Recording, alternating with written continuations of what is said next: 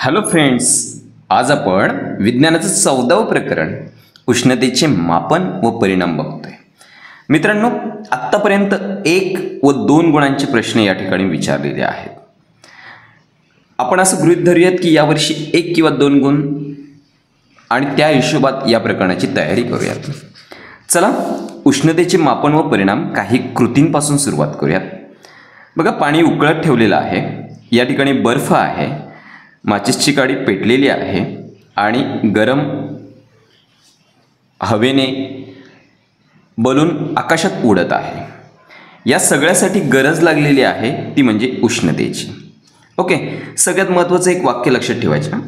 उष्णता ही एक प्रकारची ऊर्जा आहे. उष्णता देखील ऊर्जा आहे आणि अधिक तापमान असलेल्या वस्तूकडून कमी तापमान असल्याकडे वस्तूकडे प्रवाहित होते.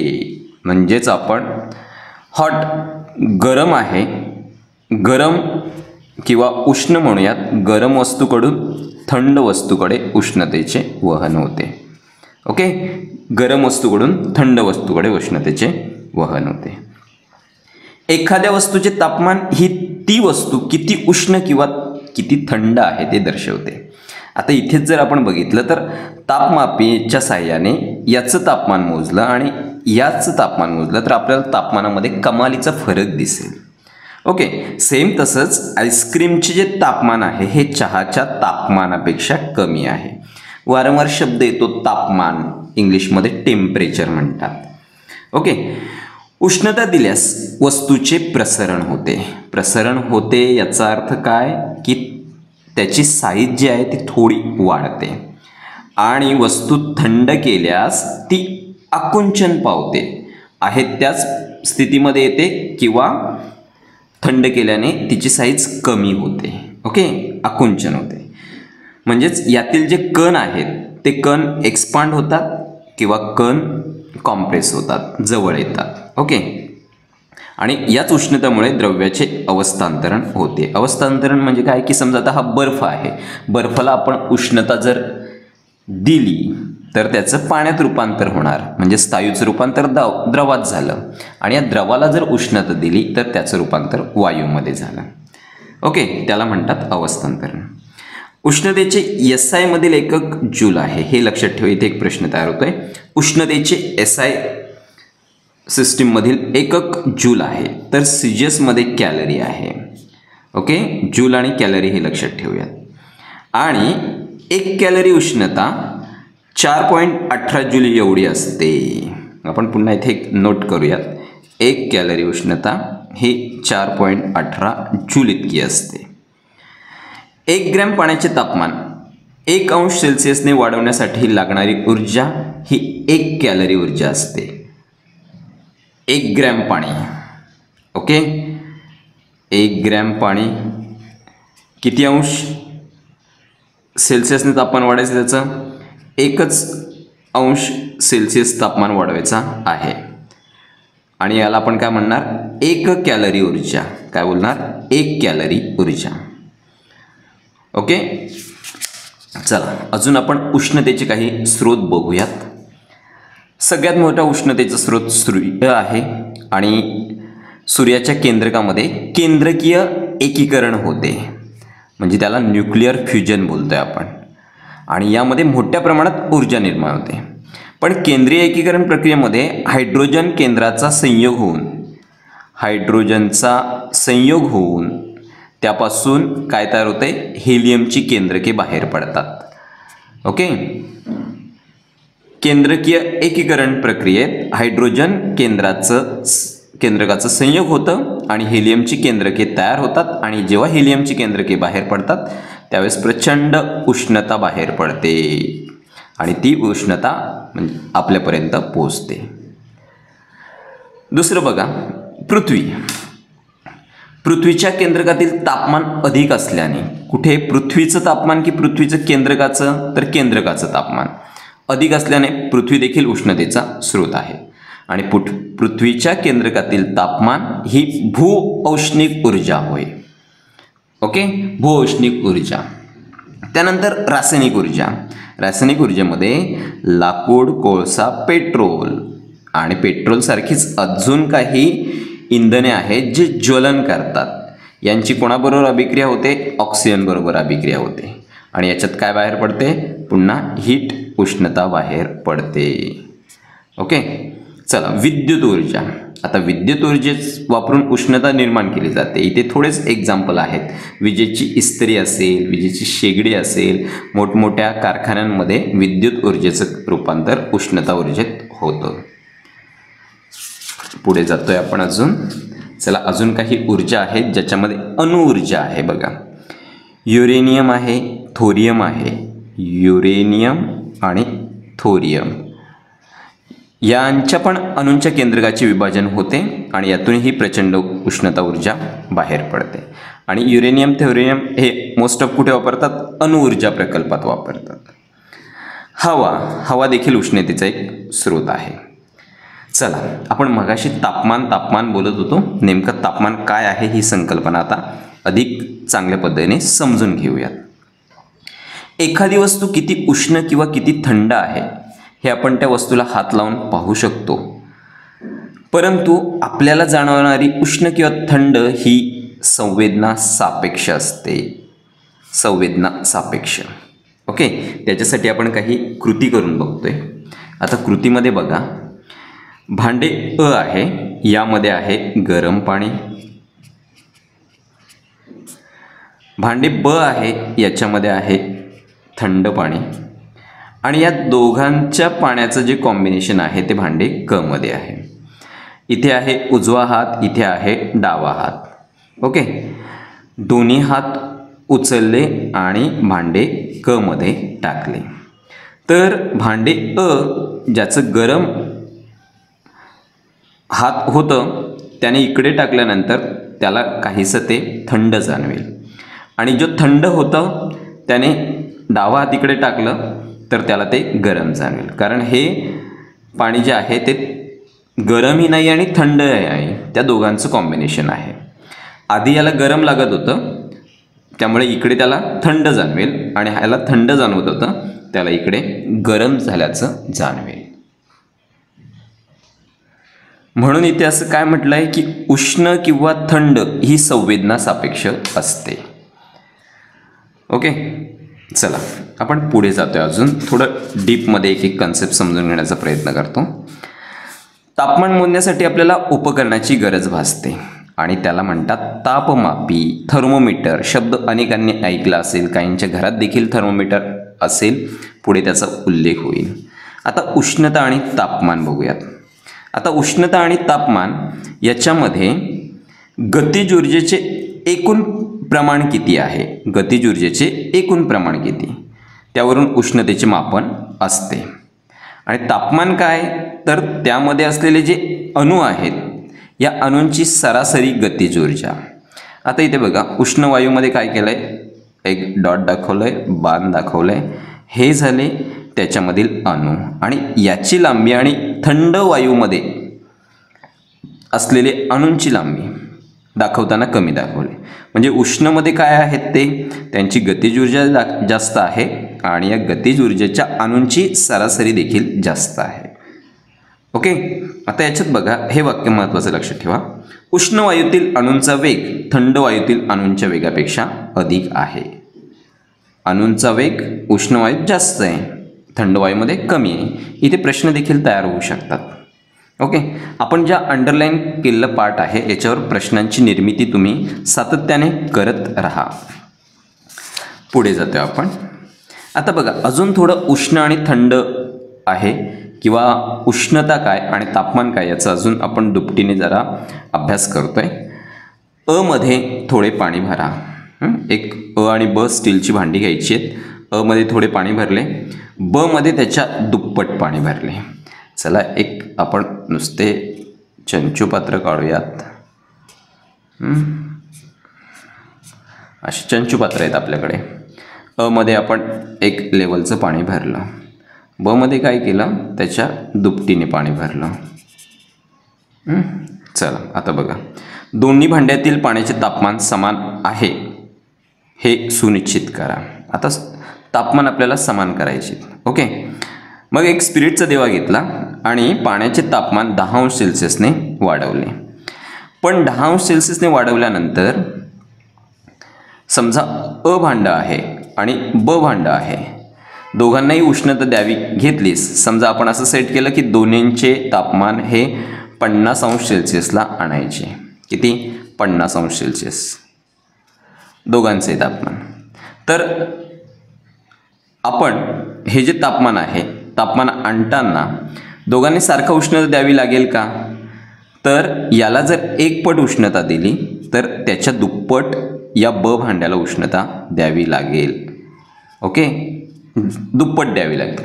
तेव्हा दोघांचं तापमान आपण ठरवल्याप्रमाणे 50 अंश सेल्सिअस होईल. म्हणजेच काय झालं, कोणाला उष्णता जास्त द्यावी लागली?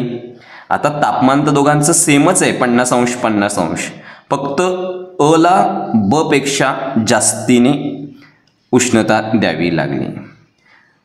तर तुम्हाला यावरून तापमान आणि उष्णता या दोन गोष्टी कळलेल्या असतील.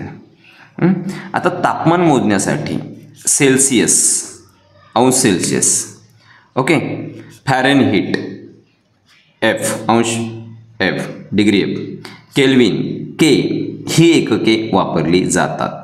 3 एकके आहेत. इथे तुम्हाला वेगळ्या घटकसाठी विचारलं जाऊ शकतं की यापैकी कोणतं तापमान मोजण्यासाठी एकक वापरलं जात नाही किंवा कोणतं वापरलं जाते. तर लक्षात ठेवा, तापमान मोजण्यासाठी 3 एकके वापरली आहेत. आता बघा,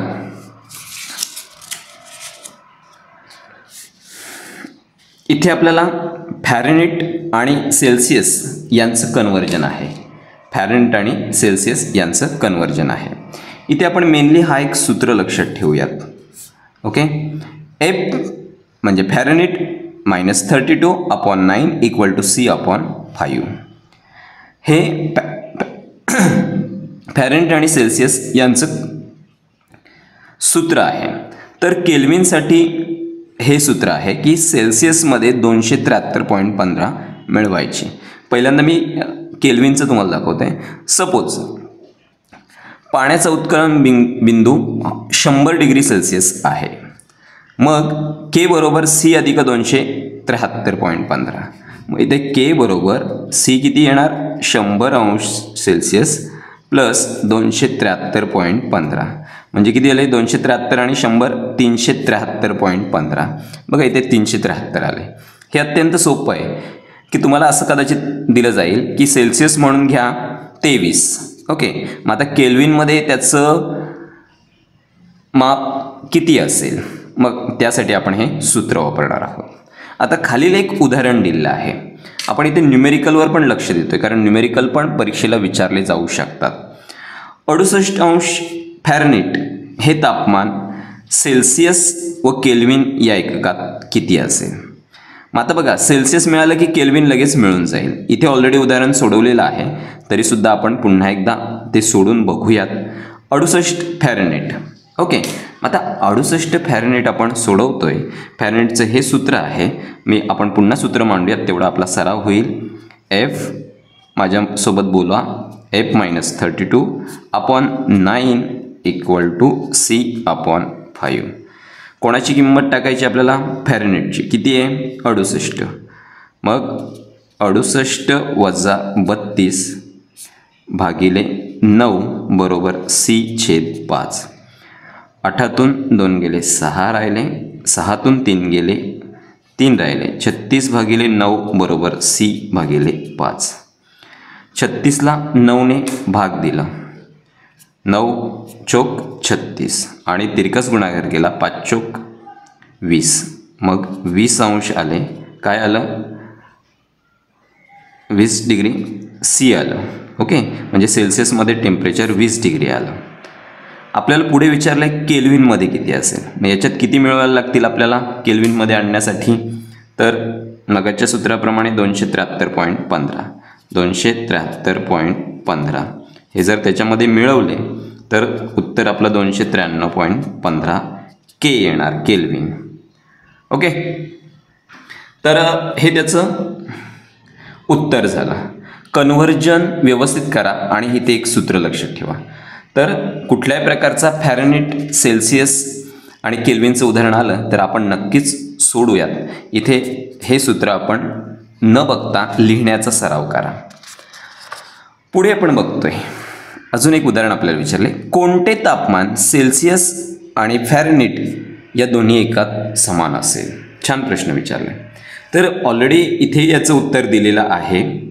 फॅरेनहीट आणि सेल्सिअसमध्ये सारखं तापमान, तर आपण ते फक्त लक्षात ठेवूयात की -40°C आणि -40 फॅरेनहीट दोन्हींमध्ये तापमान -40° असणार आहे आणि ते समान असेल दोघांमध्ये. म्हणजे त्या रेंजला ती दोन्ही तापमापी सेम तापमान दर्शवतात. ओके, हा तुम्ही पुन्हा एकदा सोडून बघा, थोडं आपल्याकडे वेळ अतिशय कमी आहे. आता आपण इथे तापमापी बघतोय. तापमापी, घरी कोणाला ताप वगैरे आला की आपण तापमापी वापरतोय. आता ह्या तापमापी काय आहे, तर यामध्ये जे आतमध्ये नळी आहे त्या नळीत पूर्वी पारा भरलेला असायचा, परंतु पारा हा हानिकारक असल्याने आता अल्कोहोल वापरले जात होते. अल्कोहोल पण प्रसरण पावतं पाऱ्यासारखंच, जेवढं नॉर्मल टेम्परेचर असेल त्यानुसार.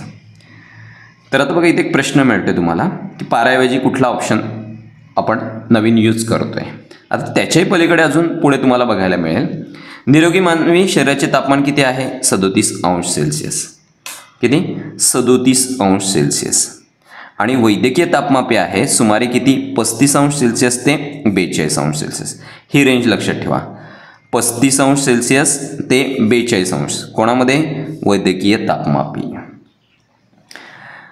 त्यानंतर उष्णतेमुळे होणारे द्रवाचे प्रसारण न वापरता एक संवेदक पण वापरला जातो. याच्यामध्ये संवेदक सेन्सर वापरला जातो. ओके, आता हे झालं एक वेगळं. दिवसभरासाठी किमान व कमाल तापमानाचे मापन करण्यासाठी एक विशिष्ट प्रकारची तापमापी वापरली जाते, ज्यास किमान तापमापी म्हणतात.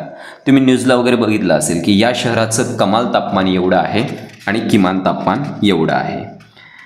ओके, तर हे काही आपण तापमापीचे प्रकार बघतोय. आपण इथे आता काही तापमाप्यांचं देखील पिक्चर बघूयात, जे ऑलरेडी पुस्तकामध्ये दिले आहे. ही तापमापी दाखवली आपल्याला. वैद्यकीय तापमापी आपण बघितलेली आहे. ही डिजिटल तापमापी तुम्ही लहान असताना बऱ्याच वेळा वापरली आहे, डिजिटल तापमापी. आणि इकडे आपल्याला दिसते की कमाल आणि किमान तापमापी. थोडे पिक्चर लक्षात ठेवा, कदाचित तुम्हाला आयडेंटिफिकेशनसाठी पण विचारलं जाईल की या तापमापीचं नाव काय आहे. चलो पुढे जाऊयात आपण.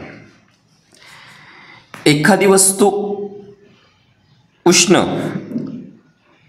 ही थंड वस्तूच्या संपर्कात ठेवली असता दोघांमध्ये उष्णतेची देवाणघेवाण होते. कोण कोणाला उष्णता देतं? मगाशी आपण बघितलं की जी उष्ण वस्तू आहे ती थंड वस्तूला तापमान देते. मुळात काय होतं की थंड वस्तू असते ना, ही तापमान ॲब्झॉर्ब करते. आपण थोडं एक उदाहरण अजून एक पकडूयात. एक आईस आहे म्हणजे बर्फ आहे, इथे बर्फच लिहूयात आपण.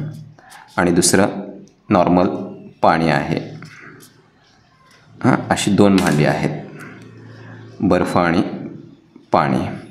मग समजा आपण बर्फात पाणी टाकलं आहे, बर्फाचं समजा टेम्परेचर आहे सध्या 5°C आणि पाण्याचं आहे 30°C असं, किंवा एक 20°C कन्सिडर करा. 20 आणि 5. मग इथे बर्फ पाण्याला टेम्परेचर देणार की पाणी देणार बर्फाला? तर आता बर्फाचं ऑलरेडी 5°C आहे. इथे पाणी त्याच्यामध्ये ओतल्यानंतर थंड पाणी काय ऑब्झर्व करणार? पाण्याचं टेम्परेचर घेणार.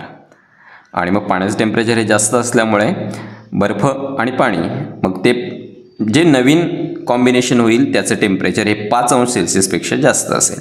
मग ते 10 असेल, 12 असेल, 15 असेल. ओके, तर या पद्धतीने कोण कोणाला तापमान देतं हे तुम्हाला कळलं. आता उष्ण वस्तूचे तापमान कमी होते तर थंड वस्तूचे तापमान वाढते. मी इथे तुम्हाला एक्सप्लेन केलं आहे. म्हणजेच काय होते, उष्ण वस्तूतील गतिज ऊर्जा कमी होत जाते आणि थंड वस्तूतील अणूंची गतिज ऊर्जा वाढते. कोणामध्ये गतिज ऊर्जा जास्त असते, उष्ण वस्तूत की थंड वस्तूत? तर आपल्याला माहिती आहे उष्ण वस्तूमध्ये गतिज ऊर्जा ही जास्त असते. कोणाची? अणूंची. आणि जेव्हा दोन्ही अणूंची सरासरी गतिज ऊर्जा समान होते त्यांचे तापमान देखील समान होते. क्लिअर? ओके. एवढंच लक्षात ठेवा की थंड वस्तू हे उष्ण वस्तूकडून उष्णता घेत असते, त्यामुळे तापमानामध्ये ते बदल होतो. आता बघा, विशिष्ट उष्मा, स्पेसिफिक हीट काय आहे? पदार्थाचा विशिष्ट उष्मा हा एकक वस्तुमानाच्या पदार्थाचे तापमान 1 अंशाने वाढवण्यासाठी लागणारी उष्णता असते. एकक वस्तुमान, समजा आपण असं करूयात की हेच पाणी घेऊयात आणि पाण्याचं वस्तुमान आहे 100 ग्रॅम. किती आहे? 100 ग्रॅम. आणि तापमान 1 अंश सेल्सिअसने वाढवायचं आहे. हे आहे 20 अंश सेल्सिअस. किती आहे? 20 अंश सेल्सिअस. हे तापमान किती वाढवायचं आहे? 21 अंश सेल्सिअस करायचं ते. म्हणजे कितीने वाढवायचं आहे? 1 अंश सेल्सिअस. मग हे टेम्परेचर 20 अंश ते 21 अंश आणण्यासाठी किती उष्णता दिली? ती सी या चिन्हाने दर्शवली जाते. ओके.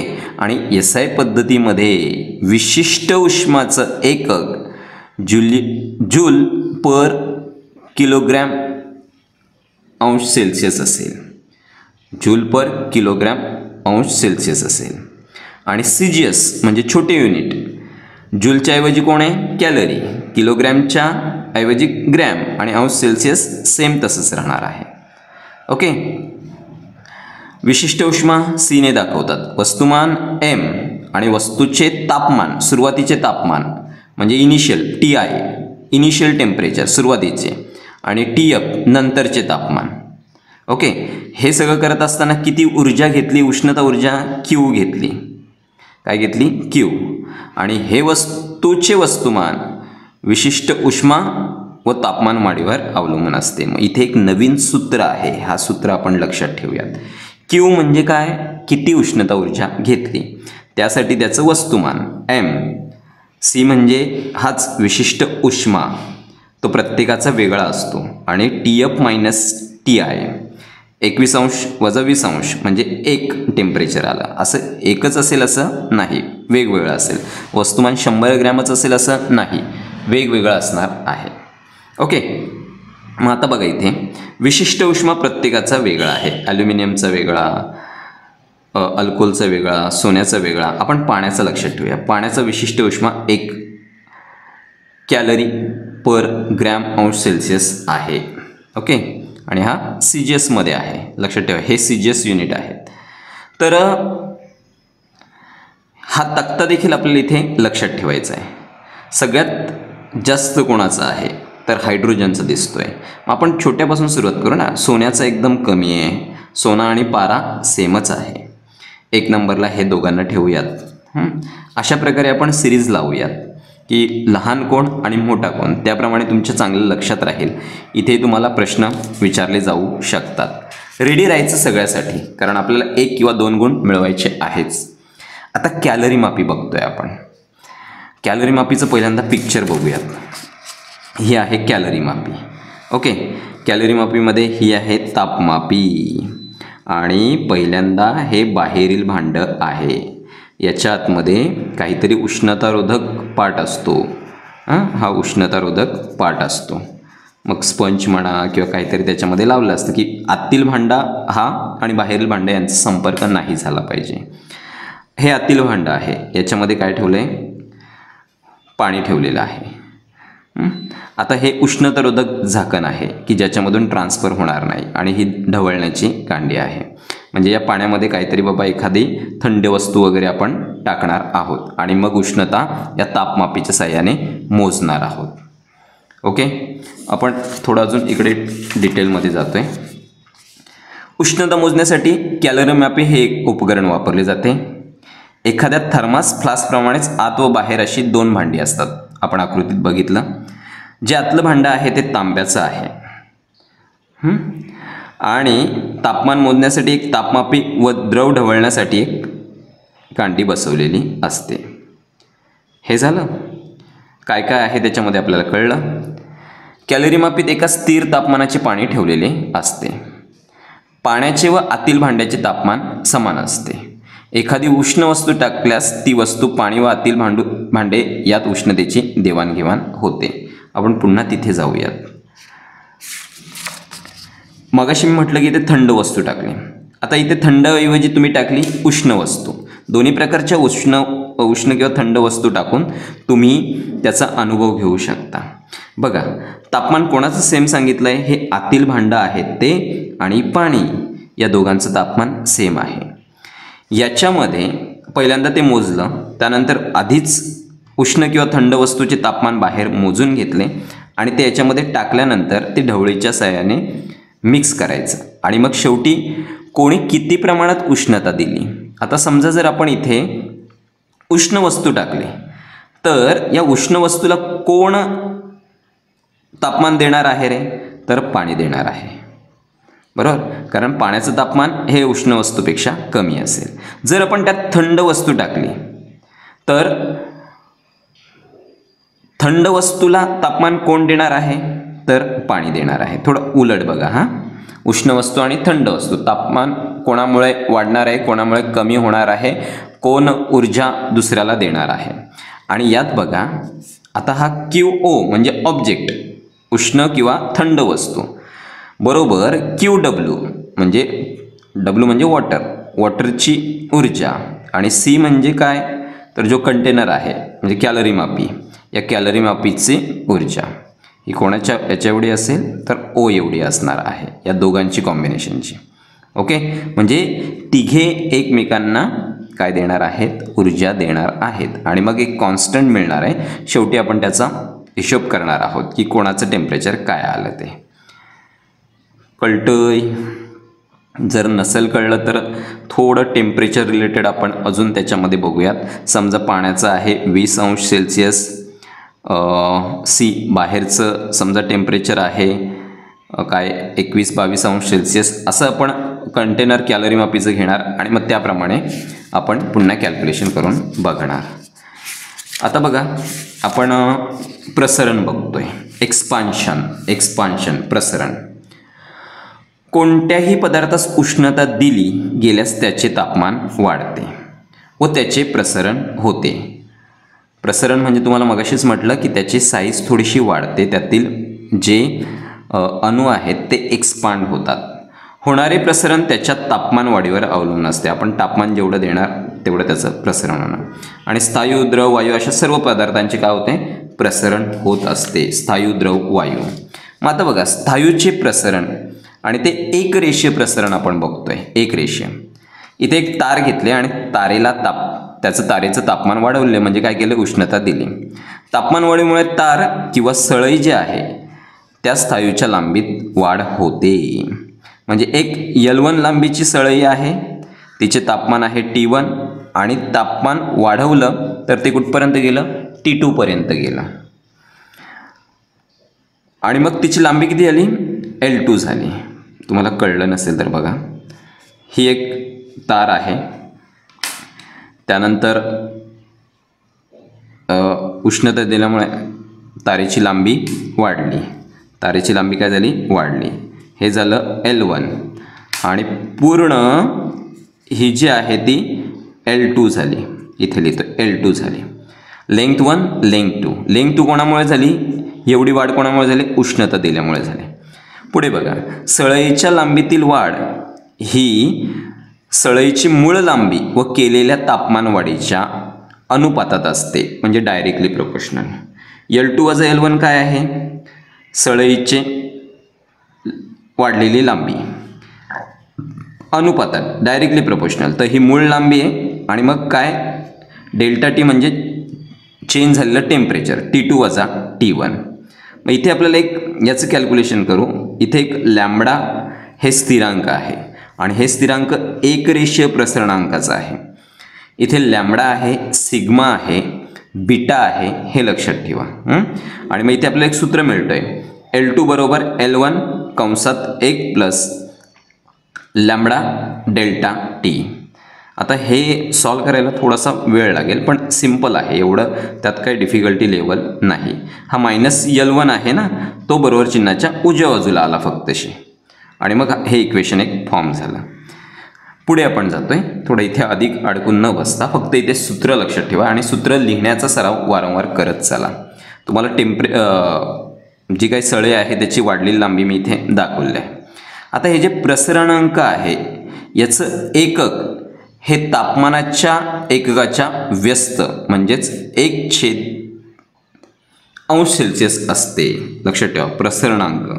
आणि इथे एक पुन्हा चार्ट आलेला आहे. या चार्ट रिलेटेड आपण थोडेफार तयार राहूयात. आता स्थायूचे प्रतलीय प्रसरण.